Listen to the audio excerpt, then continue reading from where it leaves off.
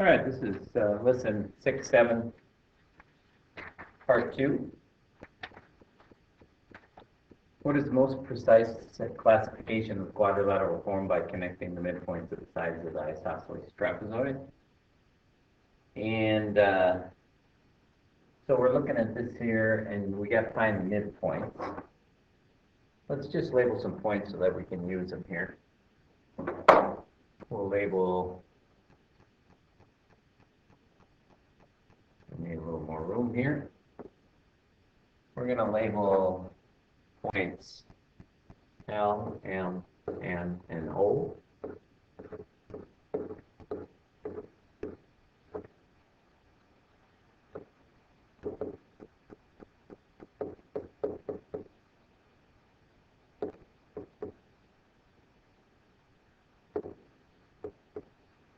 And then we're going to also label the midpoints. We'll call those points A, B, C, and D.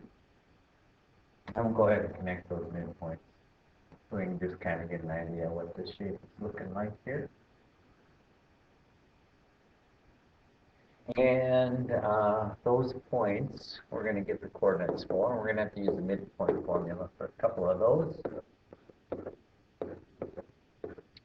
B and D seem fairly obvious. The midpoints there are 0, 3,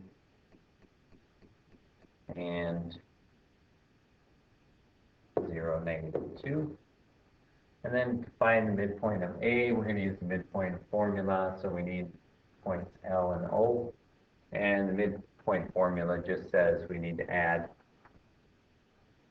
so I'll do my work right next here to A. We need to add L and O, the x coordinates together, which are -4 and -3, and divide those by 2. And then to get the midpoint, the y coordinate of the midpoint, we need to add 2 and 3 and divide that by 2. And if I simplify that, I get this -3.5 and 0.5. And for C, we'll do the same thing. C is the midpoint of the M and N, so I got to add 4 plus 3, divide by 2, add -2 plus 3, divide by 2, so that's 3.5 and 0.5 for C. All right, so now we have all our midpoints. Now we want to know the most precise classification of that quadrilateral.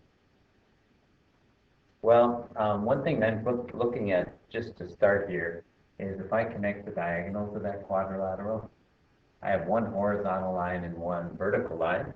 And I know that every horizontal line on a grid is perpendicular to every vertical line on the grid. So I now know that this quadrilateral has perpendicular diagonals.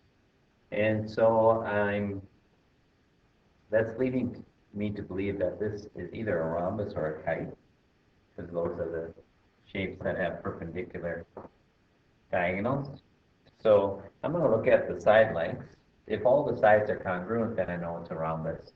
If it has consecutive sides that are congruent, but there's 2 different lengths, then it would be a kite. So I'm going to look at the lengths now. Length of AB is equal to the square root of the difference in the x coordinates from A to B. That's from -3.5 to 0. That's 3.5 squared, plus the difference in the y coordinates. 3 minus 0.5 is 2.5 squared. And if I simplify that, I get the square root of 18.5.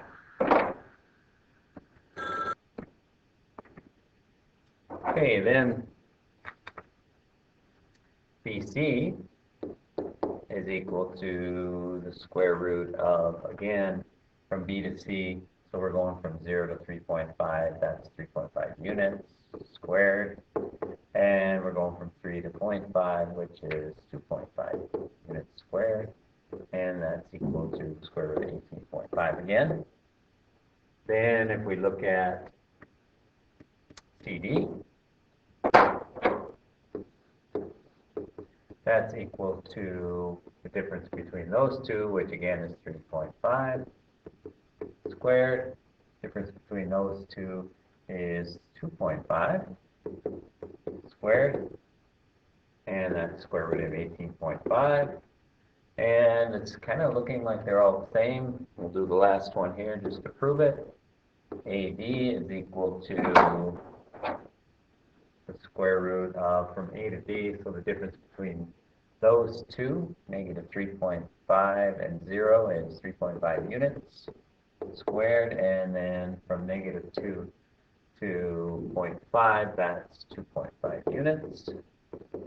So we have the same thing on every one, which means those sides are all congruent, in which case we know that it's a rhombus. All right. So this isosceles trapezoid here,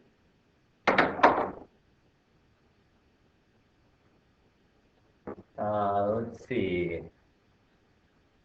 So we're going to draw this in. We got 0.00, 2, 4, 6, 4, and 8, 0.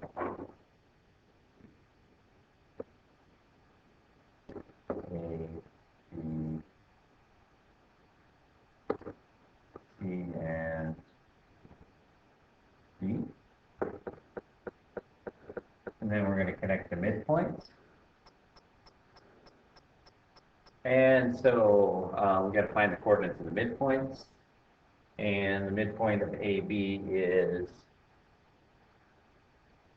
from, we got to add 0 and 2 together and divide by 2, and then add 0 and 4 together and divide by 2. So we get 2 divided by 2 is 1, 4 divided by 2 is 2. Likewise, so that's 1, 2. So there's the midpoint there. That midpoint and that midpoint, we can do the formula if we want, but we know it's an isosceles trapezoid, so there's some symmetry here. We can go ahead and connect the sides. From A to D, that midpoint is 4, 0. From C to D, that midpoint is 7, 2.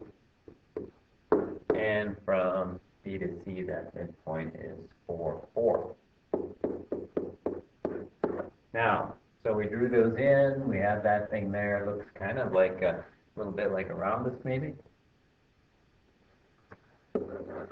That's what we think it is. Just to verify that, we're going to check to see that the slopes are of the opposite sides are the same, because if we had a parallelogram with,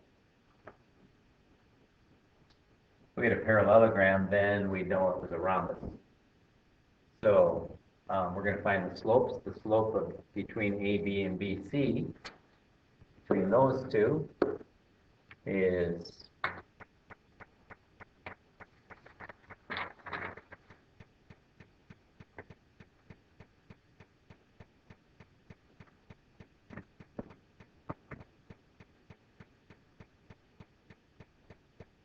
between AB and BC, that's using these 2 points. So we're going to do 4 minus 0, 2 minus 0. So we get 4 divided by 2.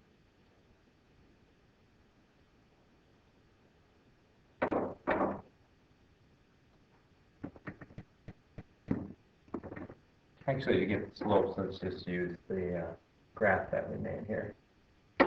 So this slope is up 2 over 3. So between AB and BC is 2/3. Between BC and CD, that's this one, that's down 2 over 3, that's negative 2/3. Between CD and AD is 2/3 again. Between AB and AB is negative 2/3. So we see that opposite segments are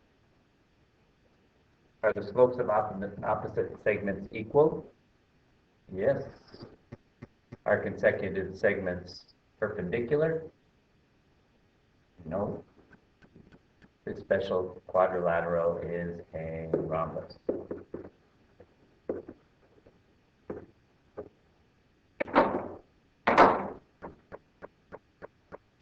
All right, lesson check.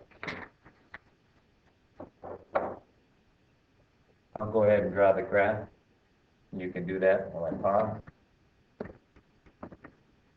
All right, so the student says that this quadrilateral is a rhombus because the diagonals are perpendicular. What is the student's error? So we have this drawn on the coordinate and the diagonals of if the diagonals of a parallelogram are perpendicular, then the parallelogram is a rhombus. So we want to check to see whether this is a parallelogram, so we're going to do the slopes. We're going to do 7 minus 2 and 0 minus 1, which is -5. And we're going to do for DG 0 minus 2, 7 minus 1, which is -1/3.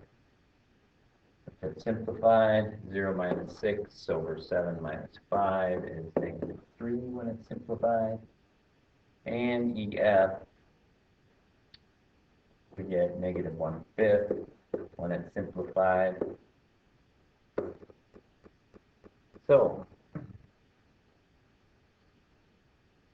are both pairs of opposite sides parallel? If they were, then we would have the same slope. So we're going to say no, they're not. So we're going to find the slope of diagonal BF.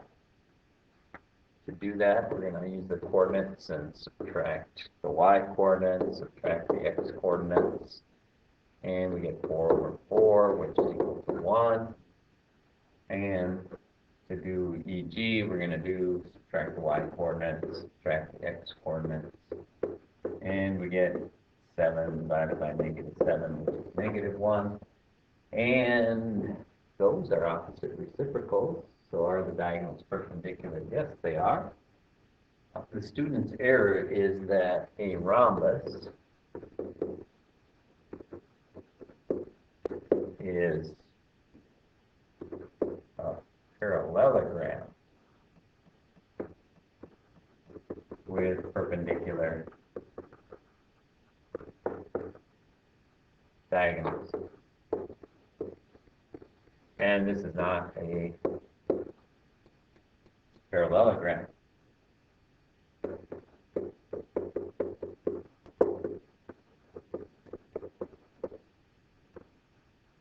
So we can't use that idea. All right, that's it. I'll see you tomorrow.